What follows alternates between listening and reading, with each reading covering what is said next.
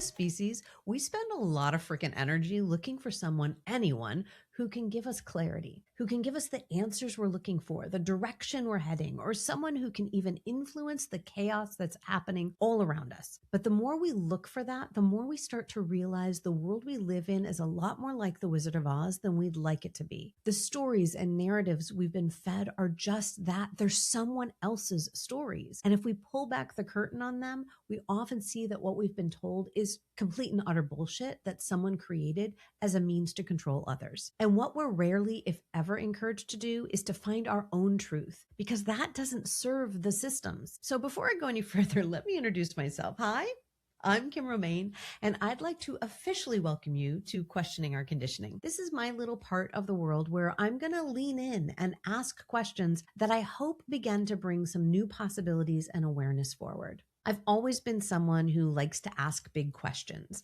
like the really big questions. And to be honest with you, it often makes people super uncomfortable. I always look for something deeper, something truer, and most people really don't know what to do with that. And honestly, I don't do surfacey and small talk very well, because that's what makes me uncomfortable. So I created this podcast as a space to ask those really big questions, not necessarily to shun everything that we've already been taught, but to see what's actually true beneath the surface. And to honor that what's true for me may not be true for you. And that's okay. Because when we ask, where did this belief come from, or who benefits when I act like this, we aren't just being contrarian. We are actually decoupling from the systems that have conditioned us to believe something that's only one possibility of the truth. We're moving from blind participation into intentional awareness. Look, we're long past the point where we can blindly accept the stories we've been told. It's necessary to stop and ask, where do our beliefs, our systems, and our ways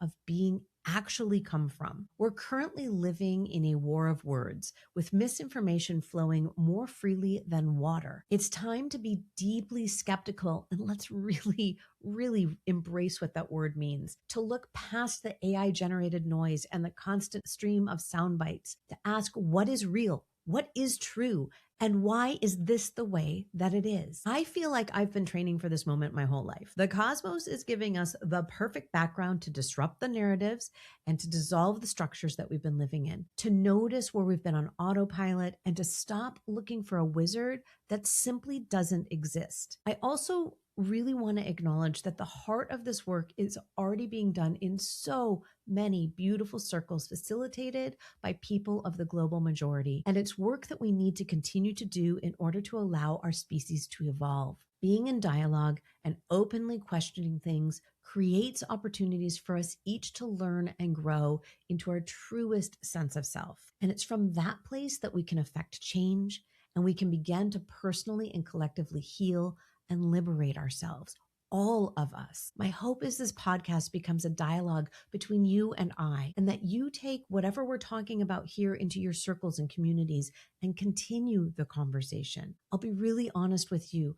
A lot of this starts with learning how to be in that discomfort of uncertainty. It's the catalyst that helps us untell the stories, to begin the deconditioning process, and ultimately find our way back to our shared humanity. These are very lofty goals for my little podcast, and yet I deeply believe in this work.